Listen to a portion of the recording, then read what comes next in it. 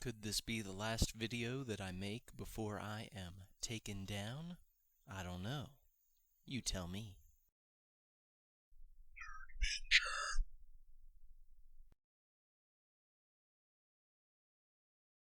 I don't really need to go into all the details around what's going on right now with multiple fandoms. Star Trek, Doctor Who, Star Wars, especially Star Wars right now. I really don't need to get into all of those details because chances are you know all about them.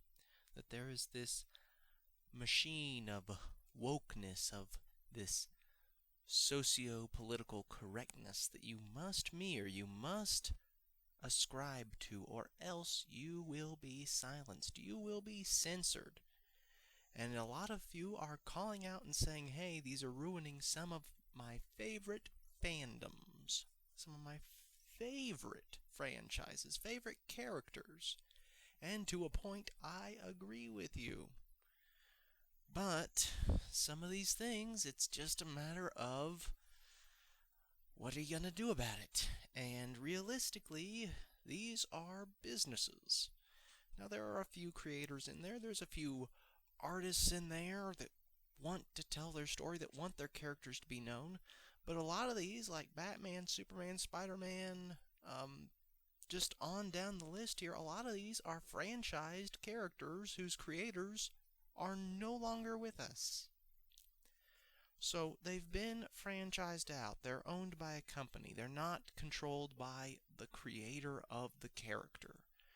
And as a result, we're seeing a lot of these people coming in and using the fandom that has been established through the creators and through the businesses who have hired good creators to create good content, to use it for a way to pursue a sociopolitical ideology, a worldview that's completely different from what had been expressed before.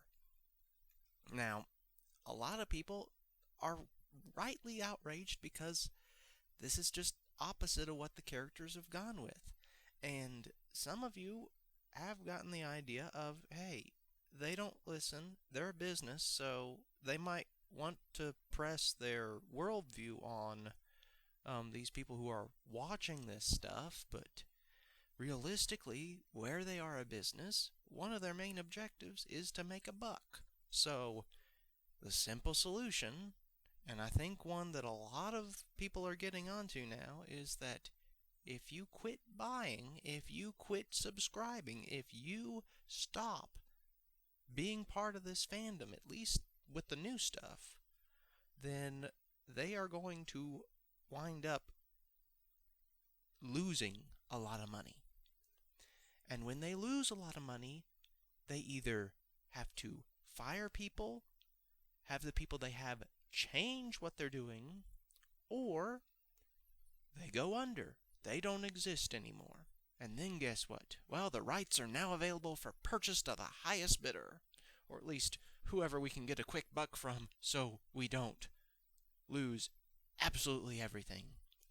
But we're talking about billions of dollars here that is just being wasted on stuff that not many people want to watch, not many people want to read.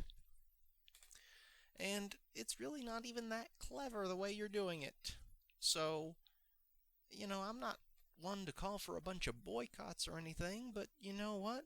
If you don't like the sequel trilogy, if you don't like what they're doing with the Star Wars franchise, don't buy any of it. Go back, read the old novels. I'm sure you probably have a dozen of them. I know I've got a dozen on my shelf. Just do what you have. There's 3, 6 more movies that are fantastic for that franchise.